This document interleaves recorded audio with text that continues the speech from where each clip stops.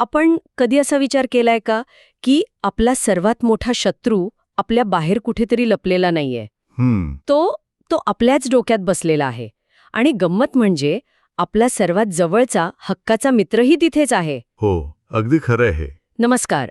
विषयांतर या आपल्या लाडक्या यूट्यूब चॅनलवर मी सर्वांचं मनापासून स्वागत करते. आपण यापूर्वी भगवद्गीतेच्या पहिल्या 5 अध्यायांचा सविस्तर सारांश अतिशय सोप्या भाषेत पाहिला आहे. आणि आता आपण एका अत्यंत महत्त्वाच्या टप्प्यावर आलो आहोत. बरोबर. आता आपण थेट 6व्या अध्यायाकडे वळत आहोत. हो, आणि या सखोल चर्चेचं मुख्य उद्दिष्ट हेच आहे की आपण या 6व्या अध्यायाचं सविस्तर विश्लेषण करावं. या अध्यायाला आत्मसंयम योग किंवा ध्यानयोग असंही म्हणतात. आणि यामध्ये एकूण 47 श्लोक आहेत. नक्कीच. तर आज आपण या अध्यायातील अमूल्य शिकवण, ध्यान करण्याची अचूक पद्धत आणि सर्वांत महत्त्वाचं म्हणजे आपल्या अत्यंत चंचल मनावर नियंत्रण कसं मिळवायचं याचे धडे गिरवणार आहोत. आणि या अध्यायाचं वेगळेपण हेच आहे की इथून पुढे केवळ तात्विक चर्चा उरत नाही. म्हणजे प्रत्यक्ष कृतीवर भर दिलाय. अगदी. तत्वज्ञान रोजच्या जगण्यात कसं आणायचं याचा हा जणू आराखडाच आहे.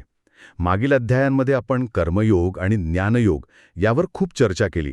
पण या अध्यायात खऱ्या अर्थाने कृती, मनाची एकाग्रता आणि मानसिक शांततेचा पाया कसा रचायचा यावर सखोल मार्गदर्शन आहे. ठीक आहे, आपण हे जरा उलगडून बघूया. कारण आधीच्या अध्यायांमध्ये आपण ऐकतो की फळाची आशा सोडून काम करा, पण जेव्हा आपण प्रत्यक्षात तसं काही करायला जातो तेव्हा मन काही साथ देत नाही. बरोबर.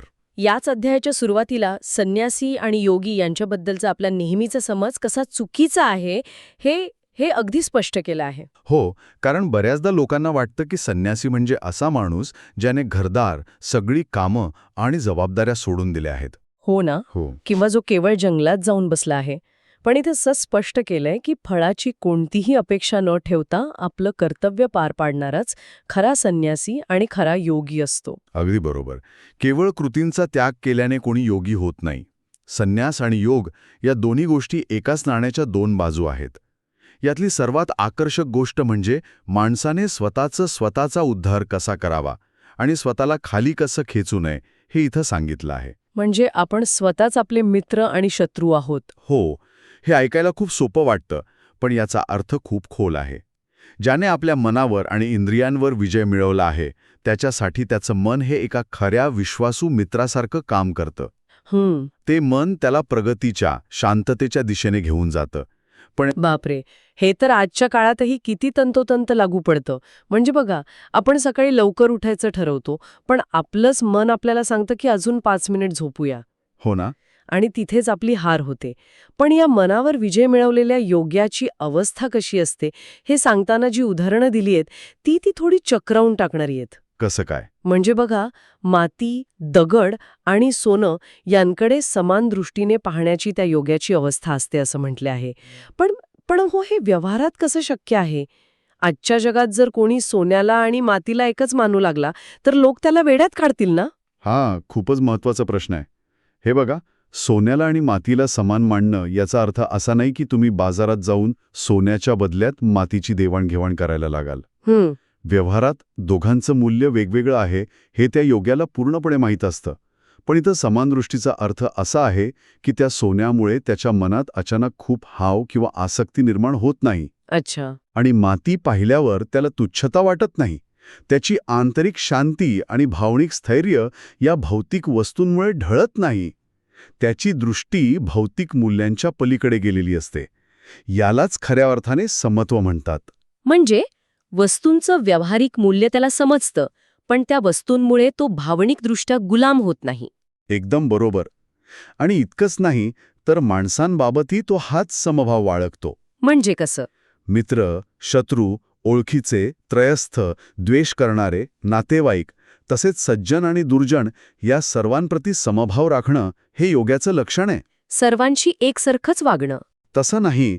याचा अर्थ असा नाही की तो सज्जन आणि दुर्जन यांची एकसारखाच व्यवहार करेल. तो दुर्जनांपासून सावध राहीलच, पण त्याच्या मनात त्या दुर्जनाबद्दलही क्रोध किंवा सूडाची भावना नसेल. तो सर्वांकडे एकाच शांत आणि विस्कळीत न होणाऱ्या दृष्टिकोनातून पाहतो. खरंच, असा समभाव प्राप्त करणं हे एका दिवसाचं काम नक्कीच नाही. त्यासाठीच ध्यानाची गरज असते. आणि ध्यानाची पूर्वतयारी कशी असावी हे या अध्यायात अत्यंत सविस्तर वर्णन केलं आहे. हो, ध्यानाचा तो पूर्ण सेटअपच सांगितला आहे. अगदी. ध्यानासाठी एकांत आणि स्वच्छ जागा असावी. तिथं आसन तयार करताना सर्वात खाली दर्भ म्हणजे पवित्र गवत, त्यावर मृगजीन म्हणजेच हरणाचं कातडं आणि सर्वात वर एक स्वच्छ वस्त्र, एकावर एक अंथरावं. हे आसन न खूप उंच असावं न खूप सखोल. पण मला सांगा, आजच्या काळात आपण कुठं दर्भ आणि हरणाचं कातडं शोधत बसणार?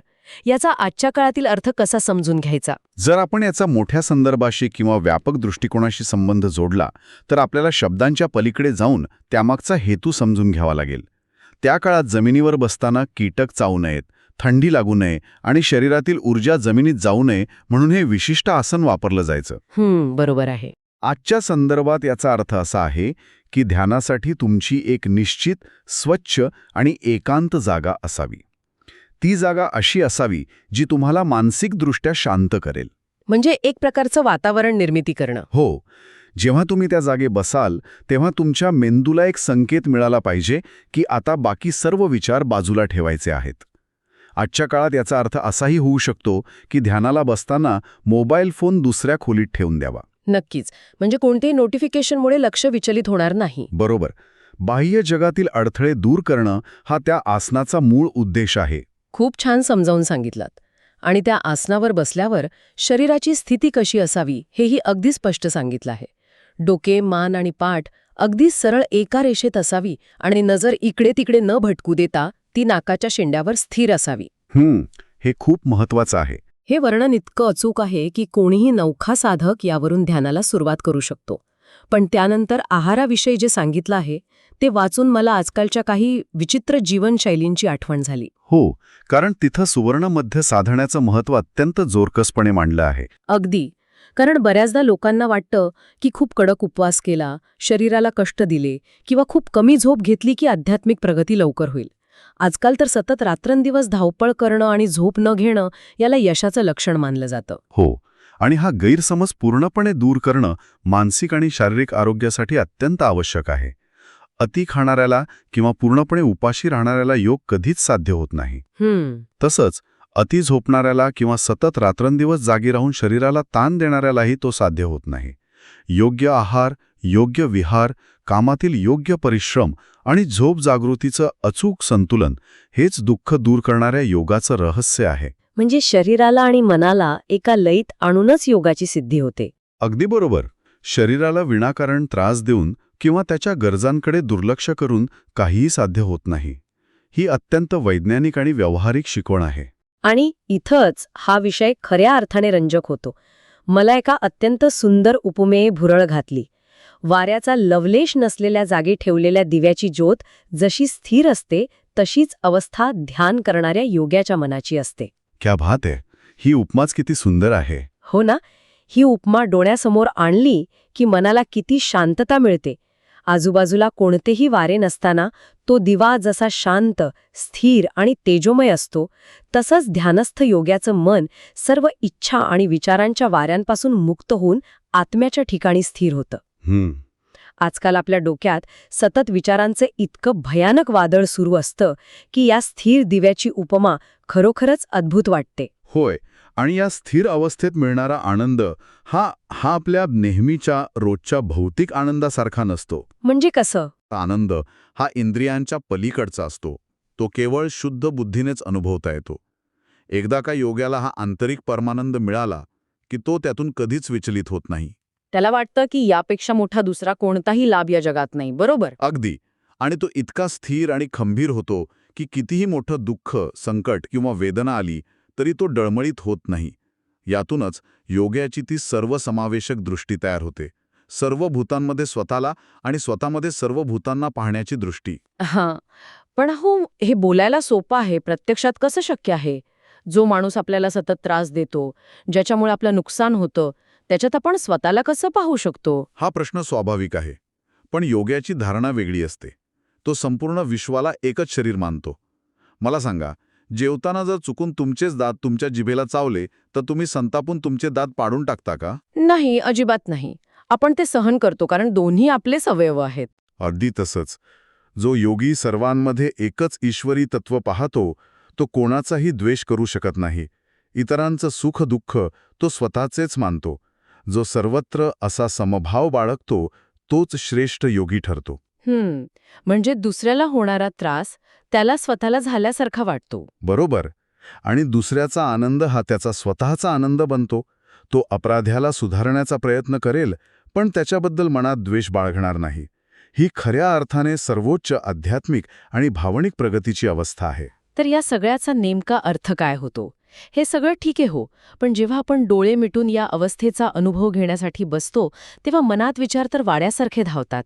आपण इतक्या सुंदर गोष्टी ऐकतो, पण प्रत्यक्ष व्यवहारात जेव्हा आपण ध्यानाला बसतो तेव्हा एका अत्यंत व्यावहारिक समस्येला आपल्याला सामोरं जावं लागतं. ते तर आहेच. अर्जुनाने बरोबर हीच शंका विचारली आहे. तो म्हणतो की हे मन खूप चंचल, हट्टी आणि बलवान आहे. वाऱ्याला मुठीत पकडणं जितकं कठीण आहे, तितकंच किंवा त्याहूनही अधिक या मनाला काबूत ठेवणं कठीण आहे. हो. अर्जुनाने वाऱ्याचं उदाहरण दिलं, पण आज अर्जुन असता तर म्हणाला असता की मनाला एका जागी बसवणं हे इंटरनेटवरच्या निरर्थक गोष्टी सतत पाहण्यापासून किंवा मोबाईलच्या स्क्रीनवरून नजर हटवण्यापासून स्वतःला थांबवण्यात इतकं कठीण आहे. अगदी चपखल उदाहरण दिलं तुम्ही.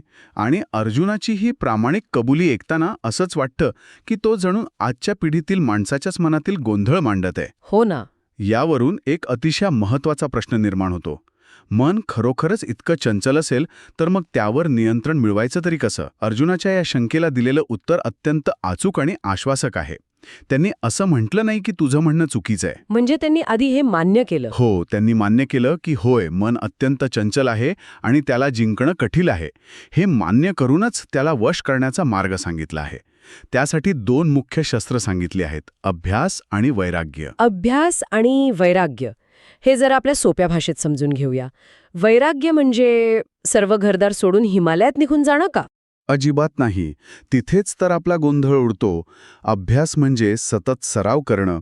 मन जेव्हा जेव्हा ध्येयापासून भरकटेल, जुन्या आठवणींमध्ये रमेल किंवा भविष्याच्या चिंतेत पडेल, तेव्हा तेव्हा त्याला अत्यंत शांतपणे पुन्हा मागे ओढून आणून एकाच ठिकाणी स्थिर करण्याचा सतत प्रयत्न करणं म्हणजे अभ्यास. म्हणजे मन पळून जाणार हे गृहीतच धरलं आहे. अगदी. त्याला शिक्षा न करता प्रेमाने परत आणणं हा अभ्यास आहे. आणि वैराग्य म्हणजे काय? वैराग्य म्हणजे अलिप्तता. भौतिक गोष्टींबद्दल आणि सुखांबद्दलची आसक्ती हळूहळू कमी करत जाणं. याचा अर्थ असा नाही की तुम्ही चांगल्या घरात राहू नयेत किंवा चांगले कपडे घालू नयेत.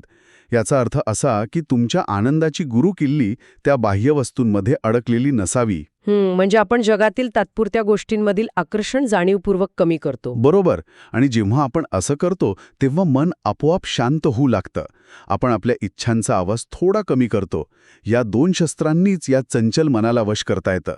जो सातत्याने योग्य मार्गाने प्रयत्न करतो त्याला तो नक्कीच साध्य होतो. श्रद्धेने योगाभ्यास सुरू केला, पण मध्येच त्याचे प्रयत्न अपूर्ण राहिले तर त्याचं काय होतं? म्हणजे त्याचं मन चंचल असल्यामुळे तो भरकटला आणि त्याला या जन्मात योगसिद्धी प्राप्त झाली नाही, तर तो इकडेही नाही आणि तिकडेही नाही असा मध्येच अडकणार नाही का? हा प्रश्न अनेकांना पडतो. म्हणजे त्याने आध्यात्मिक मार्गासाठी भौतिक सुखांचा त्याग केला, पण आध्यात्मिक प्रगती पूर्ण झाली नाही. तो दोन्ही बाजूनी भरकटलेला, विस्कळीत झालेला ढगासारखा नष्ट तर होत नाही ना? ही भीती अर्जुनाने खूप स्पष्टपणे बोलून दाखवली आहे. होय. आणि यावर दिलेलं उत्तर इतकं दिलासादायक आणि सकारात्मक आहे की त्यामुळे कोणाचीही निराशा दूर होईल. अत्यंत स्पष्टपणे सांगितलं आहे की कल्याणकारी मार्गावर चालणारा किंवा चांगले कर्म करणाऱ्या कोणत्याही माणसाचा कधी विनाश होत नाही. अरे वा.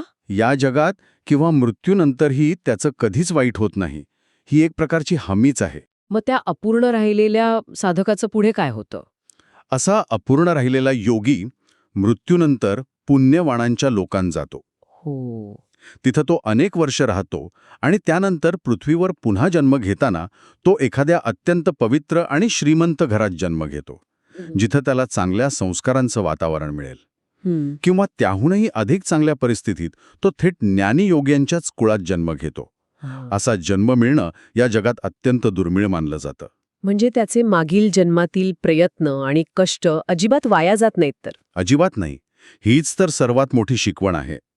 मागील जन्मातील त्याचे प्रयत्न, त्याचा तो अभ्यास आणि सराव त्याला या नवीन जन्मात न कळत पुढे खेचतात. अगदी त्याला स्वतःला जाणीव नसतानाही. हो, त्याच्या आतून एक अनामिक शक्ती त्याला पुन्हा त्याच आध्यात्मिक मार्गावर ओढत असते. त्याचे पूर्वसंस्कार त्याला जागृत करतात. म्हणूनच असं म्हटलं आहे की जो या मार्गावर चालतो तो कधीच शून्यातून सुरुवात करत नाही.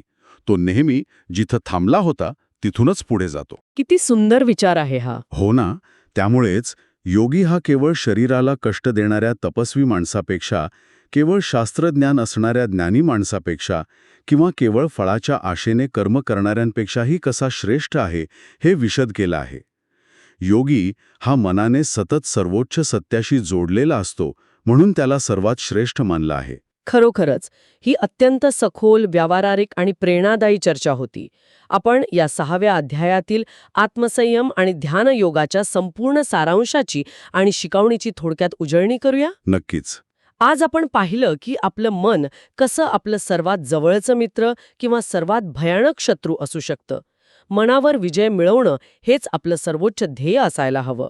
भौतिक परिस्थितीमध्ये, मग ती माती असो वा सोनं, आणि लोकांमध्ये, मग ते मित्र असोत वा शत्रू, समत्व बाळगणं हे योग्याचं मुख्य लक्षण आहे. अगदी बरोबर.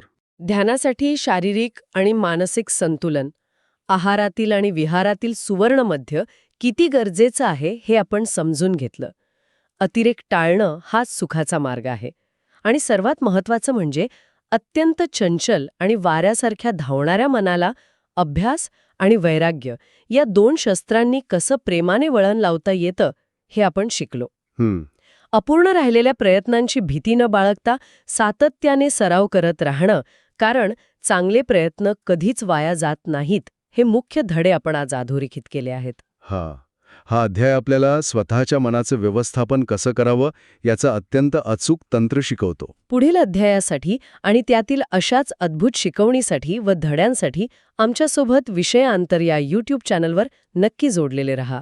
जाता जाता मी आपल्या सर्वांसाठी एक विचार करायला लावणारा प्रश्न सोडून देतो. जरा शांतपणे विचार करा. आज आपल्या मनाला नियंत्रित करण्यासाठी आपण जो रोज संघर्ष करत आहोत, कधी आपण यशस्वी होतो तर कधी आपण अपयश पचवत आहोत, तो आपला विनाश किंवा आपली हार नसून भविष्यातील एका उत्तुंग आध्यात्मिक प्रगतीसाठी आपण न कळत करत असलेला तो अभ्यास म्हणजेच सराव तर नसेल, यावर नक्की विचार करा.